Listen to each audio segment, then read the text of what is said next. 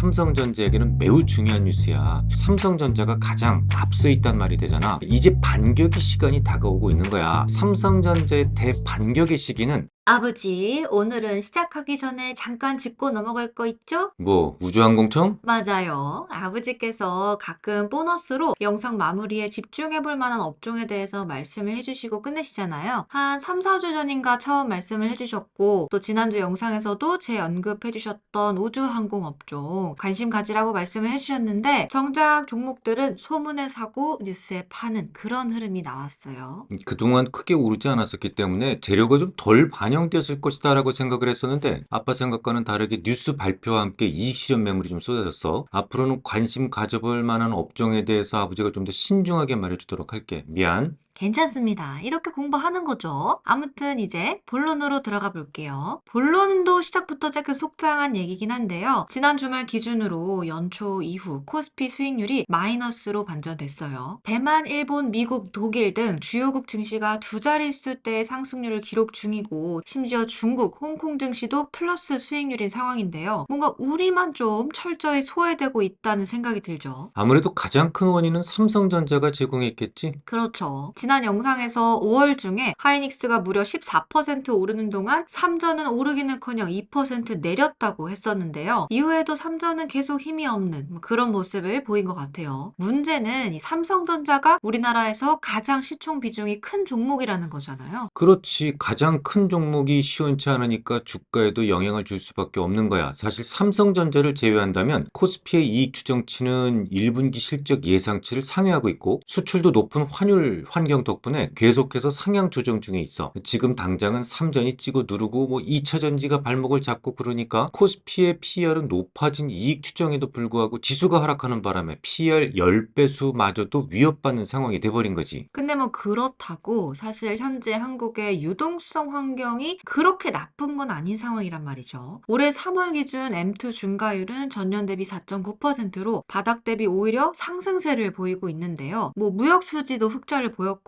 또 연내 기준금리 인하에 대한 기대라든지 뭐 기업이나 가계 대출 증가가 유동성 환경 개선의 원인으로 뽑히고 있어요. 그래, 그러니까 유동성도 좋고, 기업 이익도 좋고, 수출도 긍정적이기 때문에 앞으로의 이익 성장성에 대해서도 의심의 여지가 없다면 결국 뭐만 남겠어? 삼성전자가 힘을 내줄 일만 남았죠. 그렇지. 삼성전자가 HBM에서 큰 기회를 놓쳤다는 것은 잘 알려진 사실이야. 이를 잘 알고 있는 외국인들이 삼성전자를 패대기 치고 그 과정에서 프로그램 매물이 나오게 만든 것이 지수가 좀 억눌리게 된 이유가 되겠지. 실제로 6월 1일 한국거래소에 따르면 외국인 투자자는 5월 한 달간 코스피 시장에서 1조 1674억 원을 순매도했는데요. 이 기간 동안 외국인이 가장 많이 판 종목은 바로바로 삼성전자였죠. 순매도 규모가 2조 5,823억 원에 달했으니까 요 삼성전자만 딱 제외한다면 외국인 투자자들은 5월에도 순매수를 이어갔다는 말이 되잖아. 그러니까 앞으로의 지수 전망에서 삼성전자에 대한 전망을 빼놓을 수 없는 거야. 그런 의미에서 오늘은 삼성전자에 대해서 좀 더 깊은 얘기를 좀 해보자고. 우선 지금까지 삼전이 상대적으로 약세를 보였던 이유가 뭐라고 생각하니? 아까 말씀하셨던 그 HBM 분야에서 하이닉스에게 뒤쳐졌다는 게 좀 직접적인 이유가 아닐까 생각해요. 또 엔비디아 퀄 테스트에 통과하지 못했다는 그런 뉴스까지 돌아다니기도 했고요. 그렇긴 했지만 테스트 통과 진위 여부를 떠나서 HBM이 현재 세계적으로 부족한 재화이기 때문에 결국 삼성전자의 콜은 통과될 것이다 라고 생각을 해. 또 뭐 엔비디아 입장에서도 더블 밴더 체제가 훨씬 더 가격 측면에서 유리할 수밖에 없을 거 아니야. 그러니까 굳이 마다할 이유도 없을 거야. 게다가 우울한 뉴스만 있었던 것은 아니지. 다행히 지난주에는 삼성전자의 서광이 비출 만한 그런 반가운 뉴스도 하나 있었잖아. 있었죠. 현지 시간 5월 24일에 진행된 ITF 2024에서 AMD와 삼성전자 파운드리의 협업이 암시가 됐는데요. AMD는 전력 효율성과 성능 개선을 위해서 3나노부터 GAA FET 구조를 채택하겠다는 그런 언급이 있었어요. 바로 그 뉴스가 삼성전자에게는 매우 중요한 뉴스야. 현재 공식적으로는 삼성전자가 유일하게 3나노 공장에서 GAA FET 구조를 사용하고 있거든. TSMC는 3나노 공정에서 여전히 핀팻 구조를 유지하고 있고 GAA FET은 2나노부터 적용될 것이다라는 전망이 중론이기도 하고 그러니까 지금으로서는 GAA에 대해서는 적어도 삼성전자가 가장 앞서 있단 말이 되잖아. 그럼 이런 상황에서 이 AMD가 GAA FET 구조를 채택하겠다고 했다는 건 삼성전자와 파운드리 분야에서 협업을 없다 이런 선언이나 마찬가지일 수도 있다는 거네요. 물론 AMD 측에서 확고한 메시지를 준 건 아니야. 뭐 그저 그럴 수도 있다. 뭐 그런 수준의 암시였어. 하지만 AMD가 3나노 제품을 삼성전자 파운드리에 위탁할 가능성은 매우 높다는 것이 전문가들의 생각에 좀 더 가까운 상황이야. 성능이 압도적이기 때문이거든. AMD CEO 리사 수는 컨퍼런스에서 향후 기술은 레스 에너지, 모어 퍼포먼스에 초점을 두고 발전할 것이다라고 언급했었는데 생성형, 추론형, 학습형 이런 AI의 폭발적인 성장으로 인해서 데이터 처리량이라든지 전력 소모량이 기하급수적으로 늘고 있지만 전력 인프라는 어때? 전력은 제한적인 상황이죠. 그렇지. 리사수 CEO는 2018년도 이전까지는 AI 학습에 필요한 컴퓨팅 파워가 매년 2배 정도 수준으로 증가했었는데 지난 2019년도부터는 매년 약 20배씩 증가하고 있다. 이렇게 주장을 했거든. 또 현재 가장 규모가 큰 AI 모델을 학습시키는데 수만 개의 GPU와 메가와트 규모의 전력이 필요하다지만 짧은 시일 내에 수십만 개의 GPU와 기가와트 단위의 전력이 필요할 것이다라고 언급하기도 했어. 이에 대해서 AMD는 전력 효율 개선이 시급하고 또 이를 위해서는 트랜지스터 구조 변화라든지 첨단 패키징 기술 적용, AI를 활용한 반도체 설계, 소프트웨어, 하드웨어 최적화 같은 것들이 필요하다. 뭐 그런 주장을 한 거야. 여기에서 바로 주목할 점이 바로 트랜지스터의 구조적 변화인데 AMD는 기존의 핀팻 트랜지스터 구조를 사용해 왔었어. 이 물고기의 지느러미를 닮았다고 해서 핀팻이라는 이름을 얻게 되었는데 하지만 3나노부터는 차세대 트랜지스터 구조인 GAA-FET을 채택할 가능성이 매우 높다는 거야. 아까 아버지가 이 성능이 압도적이다라고 하셨잖아요. 그러면 그 핀팻에 비해서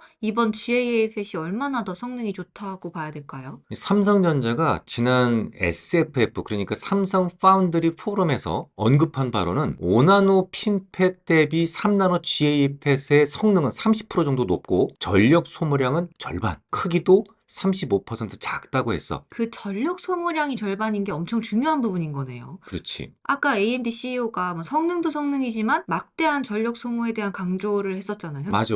막대한 전력 수요에 맞춰서 공급량이 충분하지 않은 상황이고, 그러니까 아예 설계 단계부터 저전력 구조가 적합할 수밖에 없다는 말이지. 물론 아직은 TSMC와 삼성전자 간 파운드리에 대해서는 기술적 격차가 존재한다는 것은 인정해야 돼. 좀 더 단도직입적으로 말해서 파운드리에 대해서는 TSMC가 삼성전자보다는 한 수 위라고 볼 수가 있어. 그래서 또 하이엔드는 대부분 TSMC가 맡고 하위 제품에 대해서는 삼성전자가 맡아서 생산을 했었잖아요. 그렇지. 지금까진 그랬는데 이제 반격의 시간이 다가오고 있는 거야. 삼성전자가 TSMC보다 GAFET을 먼저 준비했고 또 상업적 양산 단계까지 먼저 도달했기 때문에 장기적으로 봤을 때 삼성전자 파운드리가 TSMC에 대해서 반격할 수 있는 기회가 될 수 있거든. 근데 아직 확정된 게 없으니까 또 모르는 거잖아요. AMD의 3나노 GAF의 전환 결정이 삼성전자 파운드리 수주로 직결되지 않을 가능성도 있는 거고, 또 실제로 최근 대만 보도에 따르면 TSMC가 2나노 공정에서 GAF의 파일럿 물량 생산에 성공했다는 소식도 있었고요. 파일럿 생산에 성공을 했다면 머지않은 시기에 양산 가능성이 높아진다는 말이기도 하고, 그러니까 TSMC가 3나노 이하에서도 삼성전자보다 기술적인 우위를 계속 이어갈 가능성이 열려 있는 상황이긴 한 거죠. 그것도 말이 맞아. 근데 이런저런 가능성을 모두 인정한다고 하더라도 어차피 TSMC의 가동률이 거의 100%에 도달했기 때문에 고객사들의 일부 물량 이원화는 불가피하다고 생각을 해. 역시 오로지 TSMC에 의존하는 것보다는 더블 벤더 체제가 가격 경쟁력 측면에서도 유리할 수밖에 없지 않겠니? 아무튼 이 삼성전자의 대반격의 시기는 AMD 3나노 수주 발표 전후가 될 거라고 생각을 해. 또한 삼전이 힘을 좀 되찾아야만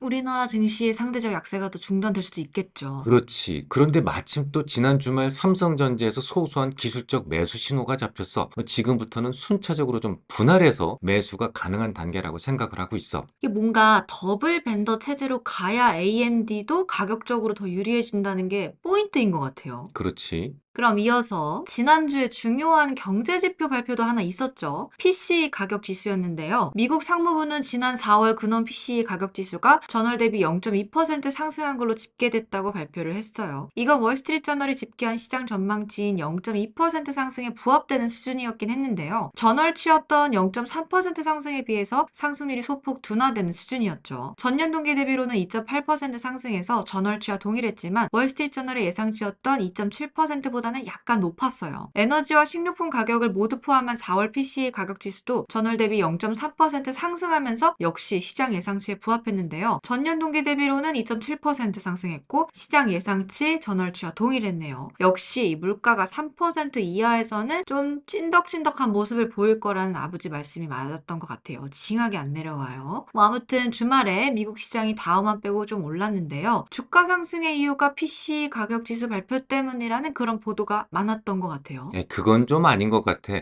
PC 가격 지수가 발표된 직후에 주가는 오히려 좀 하락했었거든. 이후로도 주가는 하루 종일 약세권에서 머물다가 장 종료를 얼마 앞두고 강세를 보이기 시작했는데 뭐 이스라엘 전쟁에 대한 3단계 해법이 제시되면서부터였기 때문에 그게 좀 더 주가 상승의 이유에 가깝지 않을까 생각해. 다만 PC 가격 지수가 발표된 직후에 채권 시장의 반응은 소폭이나마 금리가 내려가는 모습을 보였었고 또 지수도 내내 보합권에서 움직였기 때문에 그냥 시장의 기대에 부합되는 수준이었다는 생각이야. 자, 그럼 이제 이번 주에 있을 이벤트를 한번 볼까? 지난주에는 3전의 상대적 약세 이외에도 구조적 악재가 하나 더 있었지. 미 국채 금리가 재차 4.6%를 상회하면서 주가를 끌어내렸었죠. 특히 외국인 선물 매도가 수요일, 목요일 이틀 만에 2조 원 이상 출회가 됐었고요. 같은 기간 외국인 현물도 1조 8천억 원 순 매도를 보였어요. 거의 대부분의 업종이 매도가 되긴 했는데요. 그 중에서도 주로 반도체 그리고 2차 전지 업종에 1조 2천억 원 이상 매도가 집중되는 모습을 보였었죠. 이 금리가 올라가면 외국인들이 서둘러서 기술주 비중을 줄이고 있다는 점을 알 수 있지. 결국 금리가 참 중요한 건데 최근 흐름을 보면 경제 지표가 완만하게 하락하면서 금리가 하락했다가 또다시 강력한 연준 의원들의 코멘트가 집중되면서 다시 금리가 올라가는 일이 반복되고 있잖아. 또 금리가 올라가면 어김없이 증시는 조정을 보였었기 때문에 이번 주에는 FOMC 회의를 앞두고 연준 위원들의 블랙아웃 기간으로 진입한다는 점이 좀 다소 긍정적이라고 볼 수 있을 것 같아.